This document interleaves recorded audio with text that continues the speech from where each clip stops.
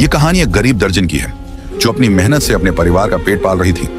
वह एक छोटी सी सिलाई की दुकान चलाती थी और पूरे मोहल्ले में उसकी सिलाई की खूब तारीफ थी।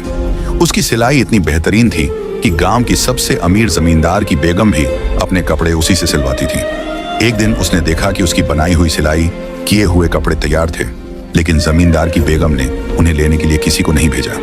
घर में उसके अब्बा की तबीयत बहुत खराब थी और उसे उनकी दवाइयां लानी थी। वह कपड़े लेकर खुद हवेली पहुंच गई। वहां जाकर उसने देखा कि बेगम साहिबा अभी तक नहीं आई थी। वह 1 घंटे तक इंतजार करती रही। फिर आखिरकार बेगम साहिबा सीढ़ियों से नीचे उतरती नजर आई। बेगम साहिबा ने सुर्ख लाल साड़ी पहन रखी थी, भारी भरकम गुलूबंद गले में झूल रहा था और वह नाज नखरों से चलती हुई आ रही थी। उन्होंने तिरछी निगाहों से देखा और तंज भरे लहजे में बोली, इस बार बहुत देर कर दी तुमने साड़ियां सिलने में। दर्जन घबराई, तुरंत सफाई दी। बेगम साहिबा, मैंने तो 2 दिन पहले ही सिलाई पूरी कर ली थी। सोचा कि आपकी नौकरानी आकर ले जाएगी, लेकिन जब वह नहीं आई तो मैं खुद ही ले आई। बेगम साहिबा ने गुस्से से होंठ भींच लिए और बड़बड़ाते हुए बोली, इस सकीना की बच्ची को तो आने दो, उसे पूछती हूँ। फिर वह एक एक करके कपड़े खोलकर देखने लगी। थोड़ी देर बाद उनकी त्योरियां कुछ कम हुई और तारीफ करते हुए बोली, सिलाई तो बहुत अच्छी की है, पहनकर देखूंगी कि फिटिंग ठीक है या नहीं। दर्जन ने राहत की सांस ली। उसे लगा कि अब उसे मेहनत की मजदूरी मिल जाएगी, लेकिन तभी हवेली के एक कोने से शोरगुल उठा। ऐसा लग रहा था जैसे कोई बड़ा हंगामा हो गया हो। सारे मुलाजिम उस ओर दौड़ पड़े। किसी के हाथ में मोटा डंडा था तो किसी के हाथ में लाठी। बेगम साहिबा भी बेचैनी से उठ खड़ी हुई और चौकीदार को बुलाकर पूछा, क्या हुआ? चौकीदार घबराई आवाज में बोला, बेगम साहिबा, अभी अभी माली ने लॉन में बहुत बड़ा इच्छाधारी नाग देखा है। वह एक दरख्त से लिपटा हुआ बैठा था। शुक्र है कि माली ने देख लिया, जल्दी ही उसे पकड़ लेंगे। इतना सुनते ही हवेली के सारे लोग इकट्ठा हो गए। दर्जन भी घबरा गई, लेकिन उसे अपनी मजदूरी की फिक्र थी।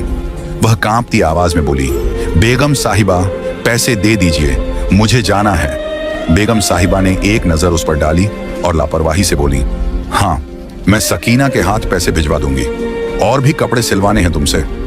दर्जन की उम्मीदें टूट गईं। वह मायूस होकर हवेली से निकली और पड़ोस की खाला रुकैया से उधार मांगने चली गई। लेकिन खाला ने उसे तिरस्कार भरी नजरों से देखा और गुस्से से बोली, हम कोई बैंक नहीं है जो हर बार तुम्हें उधार दें। लेकिन उनकी बड़ी बेटी नगीना बाजी मेहरबान थी। उन्होंने दर्जन को पैसे दे दिए। दर्जन ने तशक्कुर भरी नजरों से उन्हें देखा और जल्द वापस करने का वादा किया। घर आकर उसने अब्बा की दवाइयां खरीदी और थोड़ी सब्जी भी ले आई।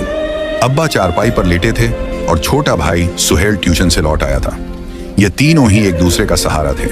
अम्मा का इंतकाल कब का हो चुका था और अब्बा मजूर हो चुके थे। अगर दर्जन के हाथ में सिलाई का हुनर ना होता तो शायद वे भूखे मर जाते। रात को जब वह अब्बा को हवेली में नाग दिखने वाली बात बता रही थी तो उनके चेहरे पर अजीब सा तनाव आ गया। उन्होंने धीरे से कहा, एक दिन तो उसे लौटना ही था, आखिर कब तक वह बदला लिए बिना रह सकता था? दर्जन चौंकी। अब्बा, आप क्या कह रहे हैं? अब्बा ने गहरी सांस ली और बोले, अगर उन्होंने उसे मार दिया तो वह फिर लौटेगा। इच्छाधारी नाग कभी नहीं मरता, 100 साल बाद फिर से जन्म लेता है। दर्जन हंस दी। अब्बा, आप भी ना, ये सब बस किस्से कहानियां हैं। मगर अब्बा के चेहरे की गंभीरता उसे उलझन में डाल रही थी। शाम ढलते ही मौसम अचानक बिगड़ गया। तेज आंधी और लाल मिट्टी के गुब्बार से घर की कच्ची दीवारें कांप उठी। नफीसा को डर लगने लगा। उसने फौरन सुहेल को अंदर बुलाया और अब्बा की चारपाई कमरे में बिछा दी। रात काफी बढ़ चुकी थी जब अचानक दरवाजे पर जोर की दस्तक हुई। नफीसा चौंक उठी। इतनी रात को कौन आ सकता था? अंदर से ही आवाज लगाई, कौन है? बाहर से भारी आवाज आई, मुसाफिर हूं, झकमी हालत में हूं, एक रात की पनाह चाहिए। नफीसा जानती थी कि उनका घर मुसाफिरों के लिए रास्ता था, मगर इतनी रात को किसी अजनबी को अंदर बुलाना ठीक होगा? मगर जब उसने दरवाजा खोला तो सामने खड़े नौजवान को देखकर उसकी सांसें थम गईं। गहरी हरी आंखें, गोरी चिट्टी रंगत और एक शहजादे जैसी शख्सियत। लेकिन उसका हाल बुरा था। जिस्म पर जगह जगह गहरे जख्म थे, कपड़े खून में सने हुए थे। नफीसा घबराकर बोली, आपको इतनी चोट कैसे लगी? वह बोला, लोगों ने मारा है, कोई हिस्सा नहीं छोड़ा, लेकिन मैं भी उन्हें नहीं छोड़ूंगा। उसकी आवाज में अजीब सी दहशत थी। नफीसा ने दरवाजा खोलकर उसे अंदर आने दिया। वह पिलर के पास बैठ गया। नफीसा सोच रही थी कि अब्बा को जगा दे, मगर फिर ख्याल आया कि उनकी तबीयत खराब है। क्या आपके पास कोई कपड़ा होगा? उसने पूछा। नफीसा के पास सिर्फ नए कपड़े थे, मगर उसे अपना पुराना दुपट्टा याद आ गया। उसने वो दुपट्टा निकालकर उसे दे दिया। उसके हाथ जख्मी थे, इसलिए नफीसा खुद उसकी मरहम पट्टी करने लगी। उसका दिल जोर जोर से धड़क रहा था। इतनी करीबी से उसने पहले कभी किसी गैर मर्द को नहीं देखा था। वह चुपचाप बैठा था, जैसे अपना सब कुछ हार चुका हो। नफीसा ने उससे खाने का पूछा तो वह बोला, अगर थोड़ा खाना मिल जाए तो बड़ी मेहरबानी होगी। नफीसा ने जल्दी से रात का बचा हुआ खाना लाकर दे दिया। उसे देखकर वह सोचने लगी कि इतना खूबसूरत आदमी गांव में किसके घर आया होगा। उसकी आंखें किसी आम इंसान की नहीं लग रही थीं। वह बोला, आपको मेरी वजह से आधी रात को तकलीफ हुई, इसके लिए माफी चाहता हूँ, मगर क्या करूँ, बड़ी मुश्किल से जान बचाकर यहाँ भागा हूँ, वरना वह लोग मुझे मार डालते। नफीसा परेशान हो गई। आपके दुश्मन इसी गांव के हैं? उसने सिर हिलाया। मैं ज्यादा कुछ नहीं बता सकता, मगर आप मुझ पर एक एहसान कर सकती हैं। जब तक मेरे जख्म ठीक न हो जाएं, मुझे इस घर में रहने दें और किसी को मेरे बारे में मत बताइएगा। नफीसा ने बिना सोचे कहा, आप जितने दिन चाहें यहाँ रह सकते हैं, हमारे घर में कोई आता जाता नहीं। वह तशना निगाहों से उसे देखता रहा, फिर जमीन पर लेट गया। शायद थकान हद से ज्यादा थी। नफीसा भी उसकी तरफ देखते देखते सो गई। सुबह जब उसकी आंख खुली तो वह घबरा गई। घर में उस अजनबी का नामो निशान तक नहीं था। उसने तो कहा था कि वह 3 दिन रहेगा, फिर अचानक कहाँ चला गया। यही सोचते हुए वह अब्बा और सुहेल के लिए नाश्ता तैयार करने लगी, लेकिन उसका दिल बेचैन था। जब उसके अब्बा ने अचानक उसे आवाज दी, उसने चाय का प्याला रखा और उनके पास चली गई। अब्बा के चेहरे पर हैरानी थी। ये सहन में अजीबोगरीब निशान कैसे हैं? अब्बा ने गंभीर लहजे में कहा। नफीसा ने उनकी निगाहों की सीध में देखा तो सच में फर्श पर अजीब से निशान थे। उसने अनजान बनते हुए कहा, अब्बा न जाने किस चीज के हैं, आप ही बताइए, आप ज्यादा तजुर्बेकार हैं। अब्बा ने गहरी सांस ली और बोले, ऐसे निशान तो खेतों में दिखते थे जहां नागों का बसेरा होता था। लगता है यहाँ से कोई नाग रंग कर गया है। अब्बा की बात सुनकर नफीसा के चेहरे का रंग उड़ गया, लेकिन अगले ही पल वह हंसने लगी। अब्बा, नाग हवेली में था, यहाँ नहीं। आप मुझे डराने की कोशिश कर रहे हैं। अब्बा ने संजीदगी से कहा, डरा नहीं रहा बेटा, मैंने अपनी जिंदगी में बहुत कुछ देखा है। ये निशान मुझे नागों के ही लगते हैं। नफीसा ने उनकी बात को हल्के में लिया, लेकिन उसके मन में कुछ सवाल उठने लगे। वह मन ही मन किसी और के बारे में सोच रही थी। आखिर वह कौन था? कहाँ चला गया? काश वह दोबारा लौट आए ताकि वह उसका नाम पूछ सके। इस बेचैनी के बीच उसने पड़ोस की खाला के बेटे की शादी के लिए कपड़े सिलने शुरू कर दिए। थोड़ी देर बाद खाला अपने कपड़े लेने आई। उन्होंने नफीसा को ध्यान से देखा और कहने लगी, तुझे तो सारी जिंदगी कमवारा ही रहना पड़ेगा। नफीसा हैरानी से उनकी तरफ देखने लगी। खाला ने ठंडी सांस भरी। देख, एक तरफ तेरा बाप मजदूर है, घर में खाने को कुछ नहीं, तेरा छोटा भाई अभी बच्चा है, ऐसे में तेरी शादी कैसे होगी? नफीसा ने धीमे स्वर में जवाब दिया, खाला, मुझे शादी की कोई जल्दी नहीं, मैं अपने अब्बा और भाई की जिम्मेदारी उठा लूं, यही मेरे लिए काफी है। खाला ने उसके सिर पर हाथ रखा। अल्लाह तुझे हिम्मत दे बेटी, लेकिन तुझे देखकर रहम आता है। नफीसा ने उनकी बातों पर कोई जवाब देना जरूरी नहीं समझा। उसे इस तरह की बातें सुनने की आदत हो गई थी। शाम को सुहेल ट्यूशन से लौटा और कहने लगा, बाजी ट्यूशन वाली फीस मांग रही थी। नफीसा ने उसकी तरफ देखा और सिर हिलाकर कहा, 1-2 दिन में मिल जाएगी। उसे मालिक पर गुस्सा आ रहा था, जिसने अभी तक नौकरानी के हाथ पैसे नहीं भिजवाए थे। शायद उसे फिर से जाना पड़ेगा। रात के वक्त जब वह कपड़े सिलाई कर रही थी, तभी उसके पीछे से एक धीमी मगर जानी पहचानी आवाज आई, कैसी हो तुम? वह चौंक गई। उसने गर्दन घुमाई और देखते ही उसके होश उड़ गए। वही नौजवान उसके सामने बैठा था। नफीसा घबराई हुई बोली, तुम अंदर कैसे आए? उसने दरवाजे की तरफ इशारा कर दिया। दरवाजा खुला रह गया था। नफीसा के पैरों तले जमीन खिसक गई। उसने तो सुहेल को ताकीद की थी कि दरवाजा अच्छी तरह बंद कर दे। घबराते हुए उसने जल्दी से दरवाजा बंद कर दिया। तुमने कहा था कि 3 दिन तक यहीं रहोगे, फिर कहाँ चले गए थे? नफीसा ने पूछा। नौजवान हल्का सा मुस्कुराया। तो तुम मेरा इंतजार कर रही थी? नफीसा को उसकी बात पर शर्मिंदगी महसूस हुई। शायद उसने उसकी बेचैनी को भांप लिया था। फिर उसने धीमे लहजे में कहा, मैं तुम्हारी भलाई के लिए ही चला गया था। अगर इस घर में किसी ने मुझे देख लिया तो मुश्किल खड़ी हो जाएगी। नफीसा उसे देखते हुए बोली, क्या तुम्हें कुछ खाने के लिए चाहिए? नौजवान ने हाँ में सिर हिलाया। अगर थोड़ा सा दूध मिल जाए तो। नफीसा ने बिना कुछ कहे अब्बा के लिए रखा हुआ दूध लाकर उसे दे दिया। उसने देखा कि वह दूध इस तरह पी रहा था जैसे उसे इसकी सख्त जरूरत थी। दूध खत्म करके उसने खाली प्याला लौटाते हुए कहा, तुम बहुत मेहरबान लड़की हो। नफीसा उसकी बात सुनकर चुप रही, मगर मन में बहुत कुछ चल रहा था। वो उससे पूछने लगी, तुम्हारे दुश्मन कौन हैं? मुझे बताओ, मैं तुम्हारी मदद कर सकती हूँ। नौजवान ने नफीसा की बात को टालते हुए कहा, नहीं, मुझे अपना बदला खुद लेना है, बस थोड़ा वक्त चाहिए। नफीसा उससे बातें करने में इतनी मसरूफ थी कि उसे अब्बा की आवाज सुनाई ही नहीं दी। मरियम, मरियम बेटी, इधर आओ। अब्बा की आवाज आई। नफीसा घबराकर उठी और अंदर चली गई। अब्बा कहने लगे, बेटा, इतनी देर से देख रहा हूं, बाहर बैठकर किससे बातें कर रही हो? तुम्हारी आवाज तो साफ सुनाई दे रही थी। नफीसा का दिल जोरों से धड़कने लगा। उसने सहन में झांका, लेकिन वहां कोई नहीं था। वह कहीं चला गया था।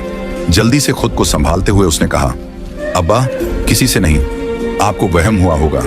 अब्बा बेचैनी से बोले, नहीं, मैंने देखा, ऐसा लग रहा था जैसे कोई तुम्हारे सामने बैठा है। नफीसा ने बड़ी मुश्किल से उन्हें समझाया कि उन्हें कोई वहम हुआ है। जब अब्बा सो गए तो वह फिर सहन में आई, मगर वहां कोई नहीं था। उसे दुख हुआ कि वह बिना बताए चला गया। सुबह जब नफीसा नाश्ता बना रही थी, तभी अब्बा की चिल्लाने की आवाज आई, मरियम, इधर आओ बेटी, ये देखो, आज फिर वैसे ही निशान है। नफीसा बाहर आई तो देखा कि वहीं अजीबोगरीब निशान सहन में फैले हुए थे। अब्बा घबराते हुए बोले, मरियम, तुमने कहा था कि हवेली में नाग दिखा था, मगर अब तो ऐसा लगता है कि वह जिंदा है और हमारे गांव में घूम रहा है। अब्बा की आंखों में डर था, मगर नफीसा के चेहरे पर बस खामोशी थी। नफीसा और उसके अब्बा के दरमियान अजीबोगरीब बातें होने लगी थी। अब्बा का यकीन था कि हवेली में जो नाग देखा गया था वह अभी भी जिंदा है और पूरे गांव में घूम रहा है। ये सुनकर नफीसा परेशान हो गई और कहने लगी, अब्बा, वो सांप तो हवेली के मुलाजिमों ने मार दिया था। लेकिन अब्बा को उसकी बात पर यकीन नहीं हो रहा था। उसी दिन नफीसा ने अब्बा से कहा, मालकिन ने अभी तक मेरी सिलाई के पैसे नहीं भिजवाए हैं, मुझे नगीनाबाजी के पैसे वापस करने हैं, तो मैं हवेली जा रही हूँ। उसने सुहेल का खाना बनाकर रख दिया और पैदल ही हवेली की ओर चल पड़ी। रास्ता कठिन और सुनसान था, लेकिन उसे महसूस हो रहा था कि कोई उसका पीछा कर रहा है। हवा में अजीब सी सरसराहट थी, जबकि चारों ओर हब्स फैली हुई थी। नफीसा ने पलटकर देखा तो हैरान रह गई। वह उसके सामने खड़ा था। उसकी आंखों में वही चमक थी जो हमेशा नफीसा को बेचैन कर देती थी। वह मुस्कुराते हुए बोला, जहां तुम जाओगी वहां मैं भी पहुंच जाऊंगा। नफीसा ने उसे सवालिया नजरों से देखा और बोली, तुम हवेली क्यों नहीं जा सकते? क्या वहां किसी से दुश्मनी है? उसने सिर हिला दिया और बोला, जल्द ही तुम्हें सब पता चल जाएगा, लेकिन जब तक सच्चाई सामने आएगी हो सकता है कि मैं इस गांव में ना रहूं। नफीसा ने घबराकर कहा, खुदा ना करे तुम हमेशा यहीं रहो। उसके दिल की धड़कनें तेज हो रही थीं, लेकिन वह जल्दी से हवेली की ओर बढ़ गई। जैसे ही हवेली पहुंची, मालकिन ने उसे देखकर कहा, मैं तुम्हारे पैसे देना भूल गई थी। आजकल हवेली में बहुत परेशानियां चल रही हैं। वह सिर पकड़कर बैठी थी और सकीना को आवाज दी, जाओ मेरे कमरे से पर्स उठा लाओ। सकीना ने नफीसा को गुस्से से देखा और जब नफीसा बाहर निकली तो पीछे से बोल पड़ी, तुझे अब भी सुकून नहीं? हवेली में इतनी परेशानियां हैं और तू अपने पैसे लेने आ गई। नफीसा ने तमतमाते हुए कहा, शर्म कैसी, मैं घर चलाने वाली हूँ, हमारे घर में खाने के भी लाले पड़े हैं। सकीना फिर ताने देते हुए बोली, यहाँ तो मालकिन को अपने बेटे और शौहर की पड़ी हुई है, पूरा खानदान खतरे में है। मालकिन बार बार कहती रहती है कि जिसका डर था वही हुआ। 3 दिन से हवेली में किसी ने कुछ नहीं खाया। नफीसा यह सुनकर और भी परेशान हो गई। आखिर ऐसी कौन सी आफत आ गई थी कि हवेली के लोग खाने तक से दूर हो गए थे। जब वह घर पहुंची तो देखा कि चाचा फजल दीन अब्बा के पास बैठे थे। वे हवेली के मुलाजिम थे और अक्सर अब्बा से मिलने आ जाते थे। दोनों धीरे धीरे बातें कर रहे थे। नफीसा ने सुना कि चाचा फजल दीन कह रहे थे, कल बहुत बड़े सपेरे को बुलाने वाले हैं। वो 7वें गांव में रहता है, 90 साल का हो गया है। वो जहां जाता है वहीं बता देता है कि नाग कहाँ छिपा है। नफीसा ये सब सुन रही थी और भीतर ही भीतर डर भी रही थी। अब्बा कहने लगे, बुरे काम का बुरा नतीजा होता है। उन्हें सोचना चाहिए था कि 20 साल बाद वह फिर लौटेगा और तबाही मचाएगा। वे दोनों कोई गहरी बात कर रहे थे, लेकिन नफीसा को उसमें शामिल नहीं किया। दूसरे दिन खबर फैली कि सपेरा गांव में आ चुका है। पूरा गांव उस नाग को ढूंढ रहा था जो हवेली में घुस आया था और जिसे मारने की कोशिश की गई थी, लेकिन वह घायल होकर कहीं गायब हो गया था। न तो हवेली में था और न ही गांव में उसका कोई सुराग मिल रहा था। इसी वजह से जमींदार ने सपेरे को बुलवाया था। आधी रात को जब नफीसा बिस्तर पर लेटी थी तो उसे सहन में सरसराहट महसूस हुई। उसकी आंखें फौरन खुल गईं। वह घबराकर बाहर आई और जो देखा उससे उसकी आंखें फटी की फटी रह गईं। वह नौजवान कोने में सहमा हुआ बैठा था। उसकी हालत देखकर नाफिसा हैरान रह गई। तुम अंदर कैसे आए? उसने पूछा। वह लड़का घबराई हुई आवाज में बोला, मैं दीवार कूद कर आया हूं। अगर ऐसा ना करता तो वो लोग मेरी जान ले लेते। नाफिसा उसे देखती रही। वह बार बार उसे मिलने क्यों आता था। उसका दिल हर बार उसकी मौजूदगी से बेचैन हो जाता था। उसने उस लड़के के जख्मों के बारे में पूछा। लड़का हल्की मुस्कान के साथ बोला, मैं बिल्कुल ठीक हूँ, लेकिन तुम्हें एक बात कहना चाहता हूँ, तुम बहुत खूबसूरत हो, बिल्कुल मेरी रूपा जैसी। यह सुनकर नाफिसा चौंक गई। रूपा कौन थी, ने उसने पूछा। लड़के की हरी आंखें आंसुओं से भर आईं। वह मेरी मोहब्बत थी, तुम्हारी आंखें बिल्कुल उसी जैसी हैं, तुम्हें देखकर बस उसी की याद आती है। नाफिसा के दिल में मायूसी उतर आई। इसका मतलब वह पहले से ही किसी और से मोहब्बत करता था। वह सोचने लगी, मैं तो बस एक गरीब दर्जिन हूँ और यह इतना खूबसूरत नौजवान, इसे तो किसी शहजादी के साथ होना चाहिए। उसने खुद को संभालते हुए पूछा, तो कहाँ चली गई वह रूपा? लड़के की सांस गहरी हो गई। काश वह जिंदा होती, लेकिन वह अब इस दुनिया में नहीं है। उसकी आवाज में इतना दर्द था कि नाफिसा को महसूस हुआ कि वह रूपा सच में बहुत खुशनसीब थी, जिससे यह नौजवान इतनी मोहब्बत करता था। लड़के की आंखों में गुस्से की चमक थी। मेरी रूपा को मुझसे छीना गया था, उसने कड़वे लहजे में कहा। इस बात का सदमा मेरी रूह को खा गया है। मैं अंदर ही अंदर जल रहा हूँ, अपने दुश्मनों से बदला लेने के लिए बेताब हूँ। नाफिसा हैरान थी। किसने मारा था तुम्हारी रूपा को? लड़के ने कुछ देर उसे गौर से देखा, फिर बिना कुछ कहे उठकर चला गया। मैं फिर आऊंगा, कहकर वह रात के अंधेरे में गायब हो गया। अगले दिन फजलदीन चाचा नाफिसा के अब्बा के पास आया। वह कहने लगा, चल आज सपेरा पूरे गांव में नाक को तलाश करेगा, तुझे भी यह तमाशा देखना चाहिए। अब्बा पहले तो इनकार करने लगे, लेकिन फजलदीन ने उनके कान में कुछ कहा और वह फौरन तैयार हो गए। थोड़ी देर बाद फजलदीन और अब्बा बाहर गए, लेकिन जब लौटे तो अब्बा बेचैन थे। वह बड़बड़ा रहे थे, पूरे गांव में ढूंढ लिया, लेकिन वह जख्मी नाक कहीं नहीं मिला। नाफिसा समझ नहीं पाई कि अब्बा इतने परेशान क्यों थे, लेकिन अगले दिन जो हुआ उसने सबके होश उड़ा दिया। हवेली का मालिक अपने आदमियों के साथ उनके दरवाजे पर खड़ा था, साथ में एक बूढ़ा सपेरा भी था। हवेली का मालिक गुस्से से गरजा, नूरुद्दीन, तूने उस नाक को इस घर में छुपा कर रखा है। फजलदीन ने सब बता दिया है। अब्बा का सर झुका हुआ था। मैं कुछ नहीं जानता, उन्होंने धीरे से कहा। मालिक हंस पड़ा। अगर मेरी बात सच निकली तो सजा के लिए तैयार रहना, मैं मुर्दों को भी कब्र से निकाल सकता हूँ। तभी सपेरे की बीन गूंज उठी। अचानक दीवार के पास एक लंबा मोटा नाक दिखाई दिया। वह झाड़ियों के पीछे जाकर गायब हो गया। पूरा गांव उसके पीछे दौड़ा, लेकिन वह नहीं मिला। नाफिसा कांप रही थी। उसने अब्बा से पूछा, यह सब क्या हो रहा है? हवेली का मालिक आपको इस तरह क्यों कह रहा था? अब्बा ने गहरी सांस ली और बोले, क्योंकि मैं उसके बहुत से राज जानता हूँ। नाफिसा हक्का बक्का रह गई। तो क्या आप एक सपेरे थे? अब्बा ने सर झुका लिया। यह 20 साल पुरानी बात है, जब इस गांव में मेरी और उस चौधरी की बहुत चर्चा थी। मैं एक बहुत बड़ा सपेरा था, लेकिन फिर एक हादसे के बाद मैंने यह काम छोड़ दिया। हमारा गांव उस जगह पर था जहां पर रेत जमीन में दर्जनों सांप और नाग रेंगते नजर आते थे। उसी वक्त हवेली भी नई नई तामीर हुई थी, लेकिन हवेली के एक खुफिया कोने में एक नाग जोड़ा भी आबाद हो गया। वे दोनों अपनी दुनिया में मगन थे, न जाने वहां कौन सी तपस्या कर रहे थे, लेकिन हवेली के मालिकों ने उन्हें देख लिया। वे उस नाग जोड़े को जान से मारना चाहते थे, क्योंकि नाग का खौफ हर किसी इंसान के ज़हन में था। मैं हर वक्त अपने अब्बा के साथ रहता था। मुझे आज भी वह दिन याद है जब हवेली के मालिक ने अब्बा को बुलाया था। वे अब्बा से कहने लगे कि तूने इस जोड़ी को खत्म करना है। अब्बा ने साफ इनकार कर दिया और कहने लगे, हरगिज नहीं, मैं यह काम नहीं कर सकता। अगर एक नाग मरता है तो उसकी नागिन सदियों तक तुम्हारा पीछा करेगी, और अगर नागिन मरती है तो वह नाग तुम्हारा पीछा कभी नहीं छोड़ेगा, कभी ना कभी लौटकर जरूर वापस आएगा। अब्बा ने उनकी बात मानने से इनकार कर दिया तो हवेली के मालिकों को भी शदीद गुस्सा आ गया। उस वक्त तो वे चुप हो गए, लेकिन मैं क्या जानता था कि शहर से वापस गांव की तरफ लौटते हुए अचानक डेरे के कुछ लोग मुझे अगवा कर लेंगे। वे जबरदस्ती मुझे अपनी हवेली में ले गए और कहने लगे, तू भी अपने सपेरे बाप का बेटा है, अब यहाँ बीन बजा, हम भी देखते हैं कि वह नाग और नागिन कहाँ छुप कर बैठे हैं। अब्बा ने इस बात से साफ इनकार कर दिया था। वे उस नाग जोड़े को नुकसान नहीं पहुंचाना चाहते थे, लेकिन इन्होंने मुझे गिरफ्तार कर लिया था, तो अब मैं उनकी बात मानने पर मजबूर था। उस रात एक बड़ी ही खौफनाक कहानी रची गई। जैसे ही मैंने बीन बजानी शुरू की, वे दोनों झूमते हुए बाहर आ गए। वे बहुत कम उम्र और मासूम लग रहे थे। बहुत ही खूबसूरत सुनहरी रंग की वह नाग और नागिन की जोड़ी आज भी मेरी नजरों से ओझल नहीं हुई। मैं यह खौफनाक मंजर देख रहा था। जैसे ही मैंने उन्हें बाहर निकलते देखा, मैं फौरन ही वहां से रफू चक्कर हो गया। लेकिन मैं क्या जानता था कि इस रात वो नागिन अपनी जिंदगी की बाजी हार जाएगी।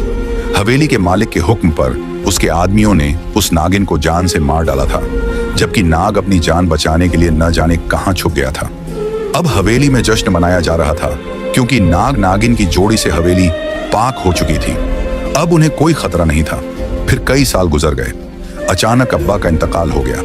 मैं अब भी यही काम कर रहा था, लेकिन एक दिन एक जहरीले नाग ने मुझे डस लिया। मैं वहीं पर गिर पड़ा। शुक्र था कि उस नाग का जहर मेरे पूरे बदन में नहीं फैला, सिर्फ मेरी टांगों को मुतासिर किया, और आज मैं बिस्तर पर मजबूर बनकर लेटा हूं। लेकिन आज वह वडेरा जो घर आया है, वह समझ गया था कि हमारे घर में वह नाग मौजूद है। उसकी आहटें मैं भी पहचानने लगा था। जब भी तू मुझसे पूछती कि अब्बा जमीन पर ये निशान कैसे हैं, या जब मैं तुझसे पूछता कि ये निशान कहां से आए, तो तू इस बात से इनकार कर देती। तू जानती ही नहीं थी कि ये निशान कैसे हैं, लेकिन मैं उसकी आहटें और उसके निशान अच्छी तरह पहचानने लगा था। वह नाग हमारे ही घर में था। फिर मैंने उसकी जान बचाने की कोशिश की, और इस कोशिश में किसी को भी यह बात नहीं बताई। मैं उसे 2-3 दफा दीवार पर रेंगते देख चुका था, लेकिन आज वह यहां से भाग गया है। न जाने अब वह मेरा क्या हाल करेगा।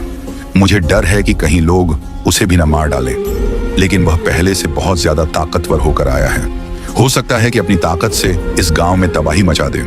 जब अब्बा ने मुझे यह कहानी सुनाई, तो अचानक उस डेरे के आदमी आए और अब्बा से गुस्से में कहने लगे, एक बार फिर से वह बच निकलने में कामयाब हो गया, लेकिन हम इसे तलाश करके ही रहेंगे।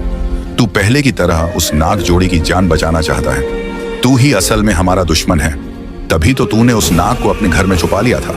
अब्बा ने उनकी बात का जवाब देना भी मुनासिब ना समझा। वे फूंकते हुए खुद ही धमकी देते हुए वहां से चले गए। मैं अब्बा को तसल्ली दे रही थी कि ऐसा कुछ नहीं होगा। जब हमने कुछ किया ही नहीं है, तो फिर लोग हमारा कुछ नहीं बिगाड़ सकते। अब्बा के चेहरे पर भी कोई फिक्र, कोई गम नहीं था। रात को मैं सिलाई मशीन पर बैठी अपने कपड़े सिल रही थी, जब अचानक मुझे अपने पीछे आहट सी महसूस हुई। मैंने देखा सब्ज आंखों वाला वो खूबसूरत नौजवान मेरे पीछे ही बैठा था। तुम यहाँ क्या कर रहे हो? मैं हैरान होकर उससे कहने लगी। वह कहने लगा, मैं तुमसे आखिरी बार मिलने आया हूँ। यह सुनकर मेरी आंखों में आंसू आ गए। मैं उसे कहने लगी, क्या तुम यह गांव छोड़कर जा रहे हो? उसने कहा, हाँ, मैं यह गांव छोड़कर जा रहा हूँ, क्योंकि मेरा इंतकाम पूरा हो गया है। सुबह तक उस हवेली में हंगामा मचा होगा, लेकिन क्या तुम यह जानना नहीं चाहोगी कि मैं कौन हूं और तुम्हारे सामने बार बार क्यों आता रहा? उसकी बात सुनकर मेरा दिल धड़कने लगा। मैं उसे कहना चाहती थी कि यह मेरे दिल की आवाज थी। वह बार बार मेरे सामने आ रहा था, क्योंकि सच में ही मैं उसे दिल ही दिल में मोहब्बत करने लगी थी। फिर उसने मुझे गौर से देखा और कहने लगा, तुम अपने अब्बा से पूछ लेना मेरे बारे में कि मैं कौन हूं। वे मुझे ना सिर्फ जानते हैं, बल्कि पहचानते भी हैं। अचानक उसकी सब्ज आंखें चमकने लगी। इसके धोखे में मत आओ बेटी, ये इंसान नहीं, बल्कि एक इच्छाधारी नाग है। अचानक मेरे पीछे अब्बा की आवाज सुनाई दी। मैं खौफजदा होकर पलटी तो अब्बा मेरे पीछे ही खड़े थे। तभी मैं उसकी सब्ज चमकती आंखों को देखकर हैरान रह गई। उसकी आंखें रंग बदल रही थीं, लेकिन वह अब्बा को मोहब्बत भरी नजरों से देख रहा था। तभी वह अब्बा के सामने जाकर खड़ा हुआ और कहने लगा, नूरदीन, तूने पहले भी मेरी जान बचाने की कोशिश की थी और आज भी तूने मेरी जान बचाई। इसके लिए मैं तेरा शुक्रगुजार हूँ, लेकिन तू मेरी नागिन को ना बचा सका। तेरी वजह से वह मर गई, लेकिन यह बाद में मुझे पता चला कि तूने उसे बचाने की कोशिश की थी। मुझे अफसोस है कि मैंने अपना जहर तेरे जिस्म में छोड़ दिया था, लेकिन तू बच गया। ये तेरी खुशनसीबी थी। अब मैं जा रहा हूँ। तेरी ये बेटी बहुत ही अच्छी है। मैं चाहता हूँ कि इसकी किस्मत भी इसी के जैसी खूबसूरत हो। मैंने तुम्हारे साथ जो किया उसका अजर तो मैं नहीं दे सकता, लेकिन जाते जाते तुम्हारे घर में एक चीज छोड़कर जा रहा हूँ जो तुम्हारे लिए और तुम्हारी बेटी के लिए बेहतरीन साबित होगी।